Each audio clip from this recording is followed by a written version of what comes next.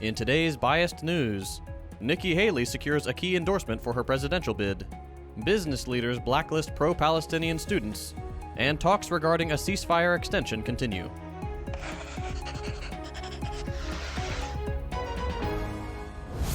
Americans for Prosperity Action, or AFP Action, one of the most influential conservative donor organizations, has endorsed Nikki Haley's 2024 presidential bid. Despite the operation's efforts to push Republicans beyond Donald Trump, the ex-president continues to dominate the party's leaderboard.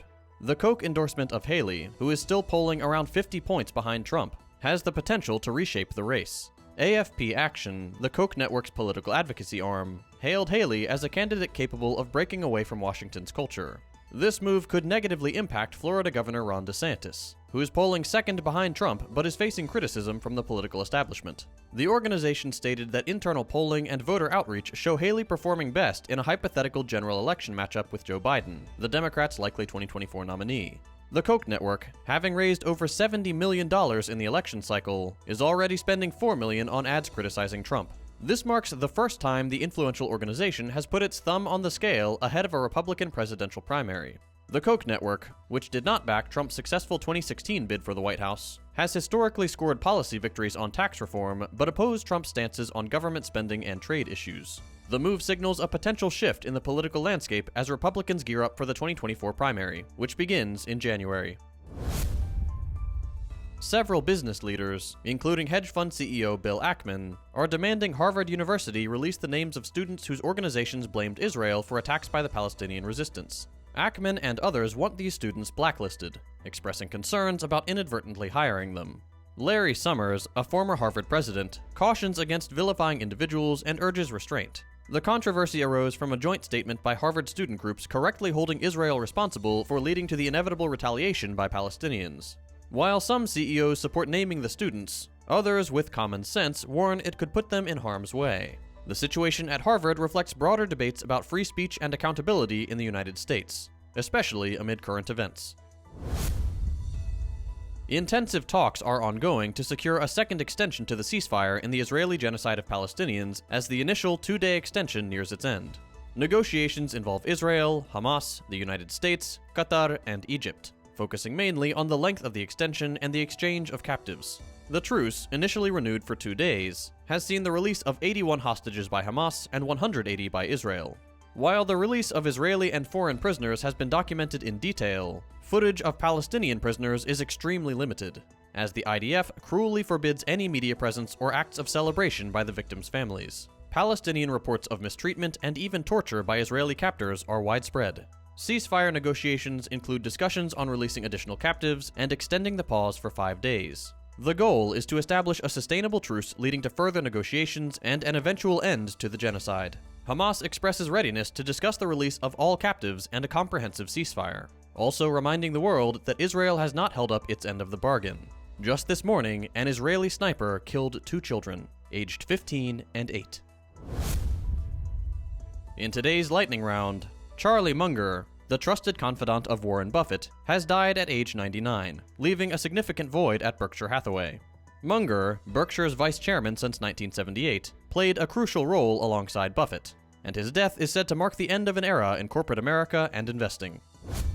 The US dollar is experiencing its worst monthly performance in a year, heading for a 3.7% drop against major currencies. Signs of a slowing US economy have shifted expectations from interest rate hikes to cuts by the Federal Reserve, causing the dollar's decline. While this benefits commodity-dependent countries and American exporters, it may lead to higher prices for imported goods, negatively affecting US consumers.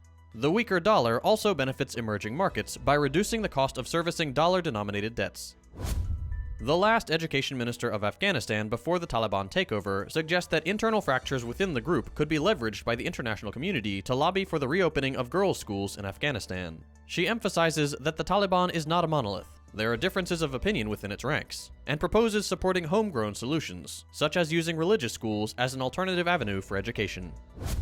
According to a statement on Wednesday, Uber will open up its platform to London's black cabs early next year, signaling a dramatic reversal in its relationship with drivers of the British capital's iconic taxis.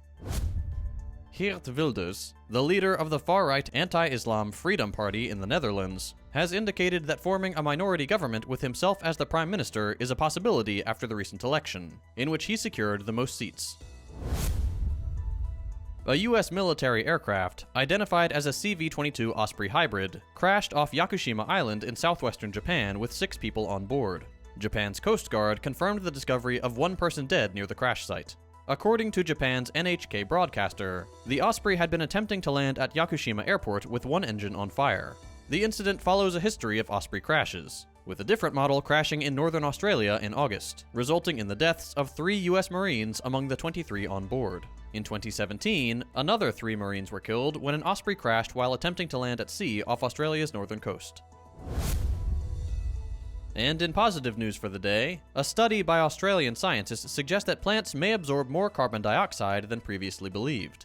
Lead researcher Dr. Jürgen Knauer stated that existing models often overlook 3 crucial physiological mechanisms associated with photosynthesis, but their more comprehensive modeling accounted for factors such as the efficiency of CO2 movement through leaves, plant adjustments to temperature changes, and nutrient distribution.